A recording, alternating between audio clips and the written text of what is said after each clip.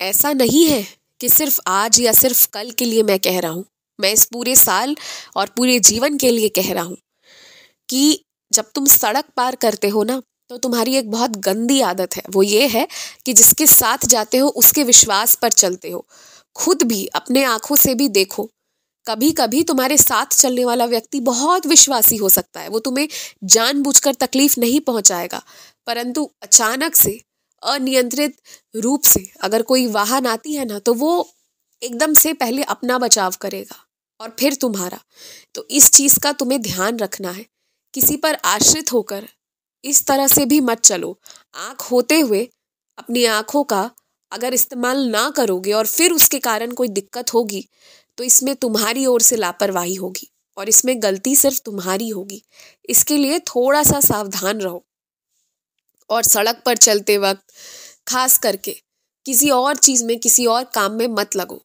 जब चल रहे हो, सड़क पार कर रहे हो, तो सिर्फ वहीं पर ध्यान दो। गाना सुनते सुनते चलना, अपने मोबाइल, अपने अन्य उपकरणों को चलाना, ज्यादा बात करने में मशरूफ रहना, ये तरीका नहीं होता। जहाँ सावधानी की जरूरत है वहां तुम्हें दोगुनी सावधानी रखनी चाहिए। तुम्हारी सुरक्षा तुम्हारी हाथों में है, ये याद रखो। और चाहे कोई भी उस दौरान हड़बड़ाने को भी कहे ना, तो किसी की बात में मत आओ। जो ज्यादा कहे उसे कह दो कि वो अपना स्वयं कर ले और तुम स्वयं कर लोगे। कुछ चीजों को सावधानी से करना होता है, हड़बड़ा कर नहीं, और उसका तुम्हें ध्यान रखना चाहिए। तुम्हारे घर पर इतने दिनों से लाकर जो पौधे और जो बीज रखी हुई है, उसका क्या करोगे? वो सब खराब हो जाएंगे, पौधे सूख जाएंगे और फिर से पुनः उसे इस स्थिति में लाने में तुम्हें बहुत दिक्कत होगा कि वो हरे भरे हो जाए। इसलिए उनका ना अभी से ही ध्यान रखो। जितने दिन तुमने ध्यान नहीं रखा, नहीं रख पाए, गलती हो गई, वो हो गई, जो हो गई सो हो गई, वो बात गई, परंतु अब ध्यान रखो। और तुम ना बार बार जब भी कोई भी काम करते हो, तो बार बार उसकी प्रतिक्रिया, किसने क्या दी, किसने क्या बोला, ये देखने की कोशिश करते हो। ऐसा मत करो। प्रतिक्रिया लेना भी है ना, तो तुमने जो काम किया है उसे करके कम से कम 24 घंटे के लिए छोड़ दो। उसके बाद अपने आप से तुम्हें प्रतिक्रियाएं मिलने लग जाएंगी, सब बताएंगे तुम्हें क्या है कैसा है।